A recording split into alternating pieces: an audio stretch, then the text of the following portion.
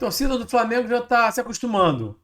Noite de Copa é a noite de ficar mais otimista, de ficar mais satisfeito, noite de passar o dia ansioso para curtir aquele jogo que vai chegar e que muito provavelmente vai ser bom. O retrospecto do Flamengo nas Copas é bem bom. Na Libertadores, então, nem se fala. Chegou em 3 das últimas 4 finais, sendo o atual campeão, tendo ganhado em 2019 também.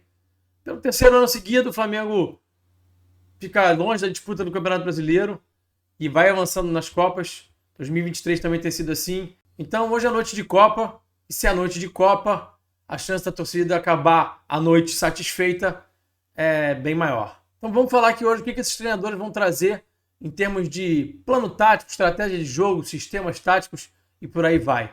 Vamos falar de tática?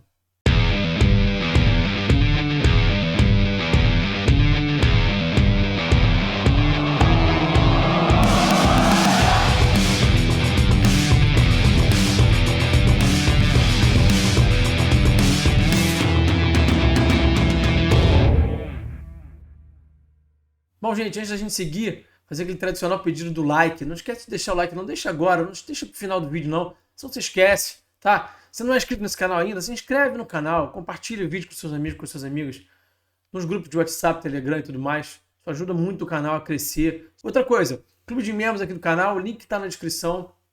Tem a transmissão tática, aposto que vocês vão gostar. Eu vou falando sobre os apontamentos táticos, sobre o que eu estou entendendo do que está acontecendo taticamente durante o jogo, em tempo real, no grupo de WhatsApp, mandando lá para vocês. Tem um chat também, a gente troca ideia o dia inteiro aqui sobre Flamengo, sobre futebol, sobre tudo.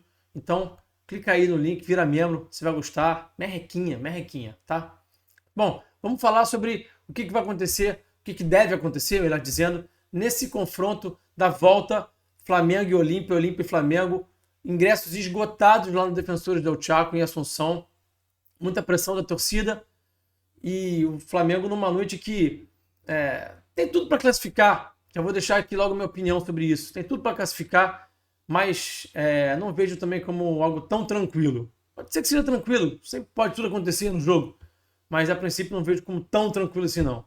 Vamos falar sobre tudo isso aqui durante esse vídeo, então fica aqui comigo e vamos lá agora para esses detalhes aí. Bom, a thumb desse vídeo, como vocês viram, análise tática pré-jogo, o Arrasca falando aí, deixa que eu decido. Gente, os números do Arrasca recente são espantosos. Esses 2 períodos de crescimento do time, que o time conseguiu alguns bons resultados, algumas atuações boas, passam muito pelo crescimento também do Arrascaeta, que estava no começo do ano sofrendo muito com as lesões, não estava conseguindo realmente ganhar ritmo de jogo e estava difícil para ele. E na hora que ele pegou o ritmo e foi melhorando fisicamente e melhorando tecnicamente, o time foi no embalo dele, teve, como eu já falei, alguns bons resultados aí, 2 períodos invictos, né?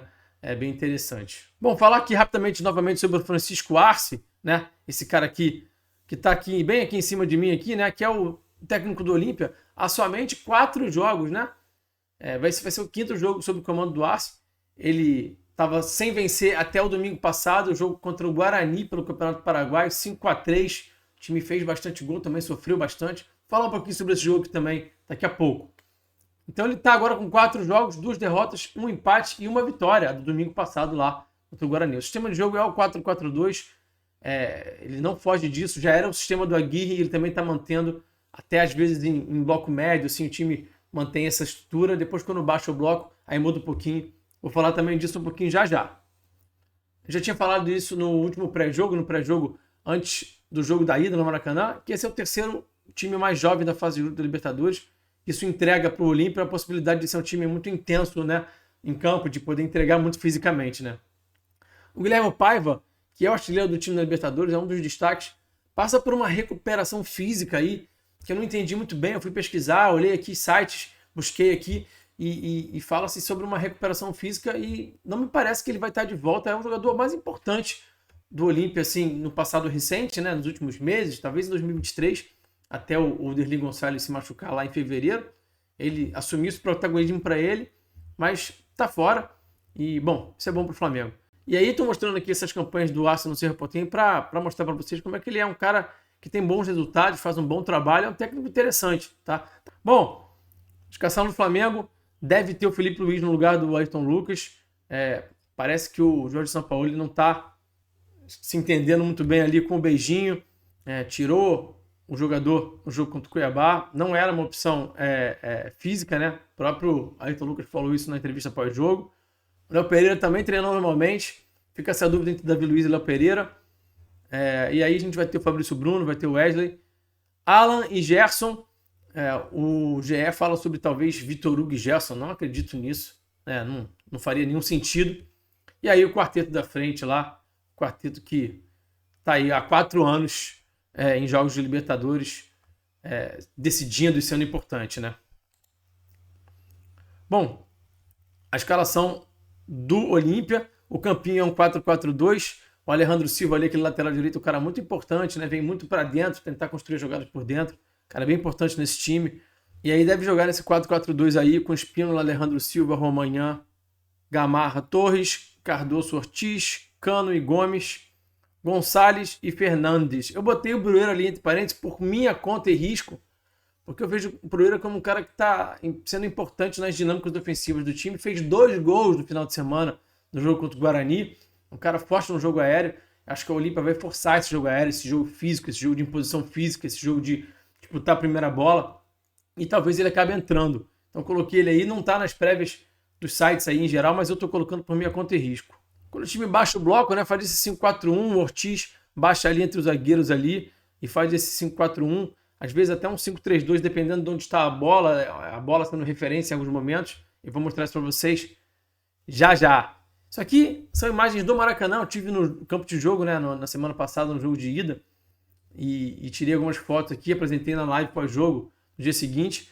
E aqui para exemplificar para vocês como o time protegia bastante a transição, né? Se cuidava muito bem da sua própria transição, colocando vários jogadores ali bem atrás da linha da bola, nesse balanço defensivo que a gente fala na análise.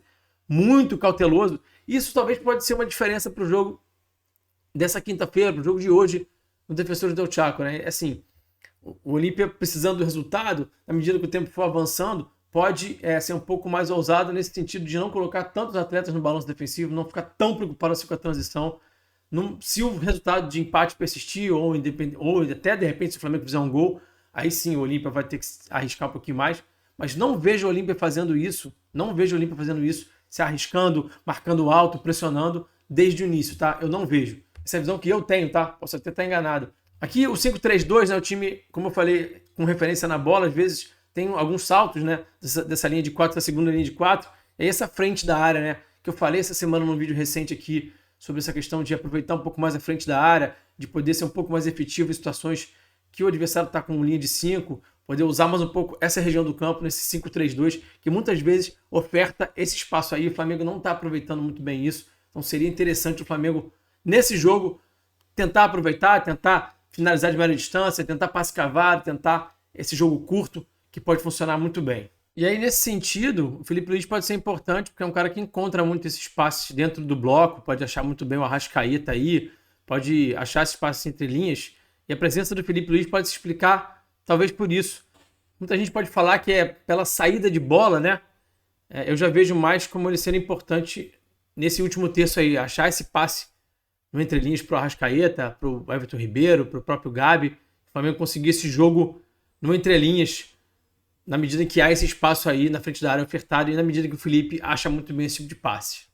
Bom, vamos olhar aqui um pouquinho dos gols que o Olímpia fez nesse final de semana. Por que eu quero mostrar para vocês os gols feitos e os gols sofridos nesse jogo contra o Guarani? Porque muito do que eu falei aqui semana passada, no pré-jogo, segue acontecendo. Alguns padrões, tanto para o bem quanto para o mal, né? Então vamos olhar aqui. O Olímpia é um time que é forte, jogando pelo corredor lateral, trabalhando aqui o cruzamento na área, né? Isso aqui é uma situação de transição, né? Roubou uma bola, ganhou uma disputa, trouxe para o lateral e achou lá o Brueira.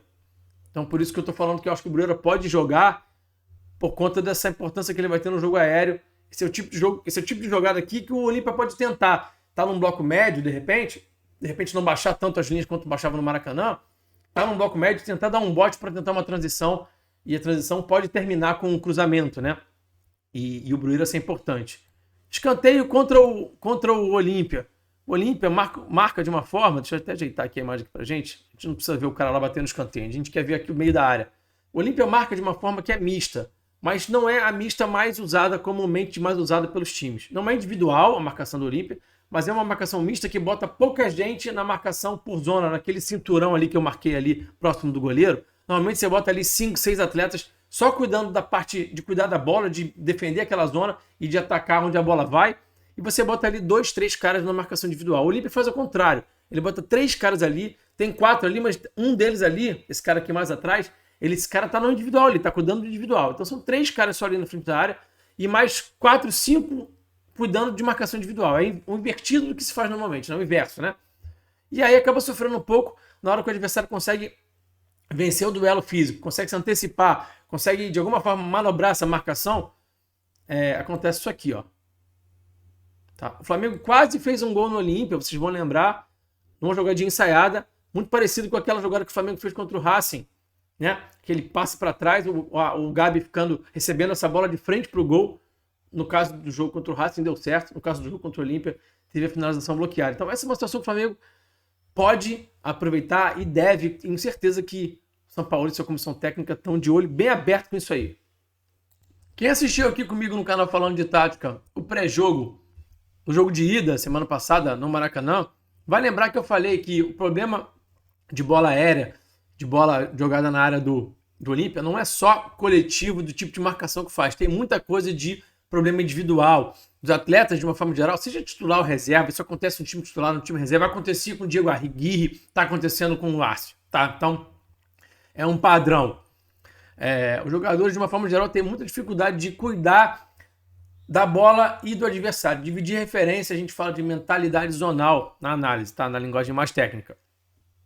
Que é isso aqui, ó. A bola vai entrar aqui, vai ter ultrapassagem. Eventualmente o Olímpia também vacila um pouquinho ao se permitir ficar nessa situação aqui de 1 contra 1 dentro da área. Mas o mais importante de tudo é esse zagueiro que eu circulei aqui, que está com o adversário nas costas dele. O cruzamento vai entrar e ele não vai perceber o adversário se antecipando. E é assim que vai acontecer o gol do Guarani, olha só. Então, seja o adversário se antecipando, tomando a frente dele para fazer o gol, ou seja, o adversário conseguindo ficar nas costas e ganhar uma distância boa para conseguir cabecear, como aconteceu com o Bruno Henrique no gol do Flamengo no Maracanã, os zagueiros do Olímpia têm essa dificuldade. Eu falei isso aqui no pré-jogo também, falei, é um problema de mentalidade zonal, é um problema de dividir referência. Pode ser tanto se antecipando, se colocando na frente, quanto conseguindo manter uma distância ótima, como a gente fala na análise, manter uma boa distância do seu adversário para que essa bola entre no espaço, bem também no intervalo entre zagueiro lateral. Não deu outra. O Gabi cruzou e o BH foi lá e fez o gol. Então, pode ser uma situação que pode se repetir de novo nesse jogo no Paraguai. Bom, para a gente concluir, futebol não é receita de bolo. Você sabe que eu sempre falo isso aqui, né? Existem vários contextos possíveis para essa partida. E só depois que a bola rolar que a gente vai saber o que vai acontecer. Eu imagino, como eu já falei, o Olímpia, bloco baixo, linhas baixas, lutando por bola longa, por jogo de imposição física, por jogo de disputa de primeira e segunda bola, por jogo de transição, para tentar achar um gol e tentar levar esse jogo para a disputa de pênalti. Essa é a forma que eu imagino. Agora, eventualmente, se o Olímpia, por acaso, fizer um gol muito cedo, ou se o Flamengo fizer um gol muito cedo, a gente sabe que o gol muito cedo, o gol de uma forma geral condiciona uma partida de futebol, o gol muito cedo, mais ainda. Se o Flamengo, por exemplo, fizer um gol muito cedo, né, todo esse contexto vai mudar. Né? O Olímpia vai ter que partir para cima e aí sim pode virar um jogo um pouco mais tranquilo. Né? Se o Flamengo conseguir fazer um gol ali até os 20, 25 minutos do primeiro tempo, acho que vai ser um duelo bem tranquilo, porque a diferença técnica é absurda. Né? E tem outra coisa, né? Os jogadores do Flamengo vão entrar com sangue nos olhos, vão entrar muito afim de ganhar esse jogo, porque precisam dar uma resposta para a torcida depois dessa derrota acachapante, né? Contra o Cuiabá no último domingo. Então, além de ser um jogo de Copa, além de ser um tipo de jogo que o time já vem se mobilizando, o clube vem se mobilizando, há claramente uma grande mobilização em torno das Copas, em torno da Libertadores, então nem se fala. Então, isso já apresenta para a torcida uma possibilidade de uma apresentação bem melhor do que a do último domingo contra o Cuiabá. Então, eu vejo os jogadores lutando muito em campo. Isso pode fazer com que a vitória até venha de uma forma um pouco mais fácil, um pouco mais tranquila. Então, não dá para cravar que vai ser difícil, que vai ser fácil. Tudo depende muito do que vai acontecer durante o jogo. Mas o que eu posso dizer é que eu acredito no Olímpia realmente jogando esse jogo de imposição física, de bola longa, de transição, de bola na área, de tentar cavar falta lateral, de tentar cavar escanteio, para tentar, a partir desse tipo de situação, conseguir o seu gol. Bom, é isso. Bom jogo para todos. Não esquece de deixar o like. Comenta aqui quanto é que você acha que vai ser esse jogo. Compartilha o vídeo com os amigos e com as amigas. Tamo junto. Forte abraço. Valeu.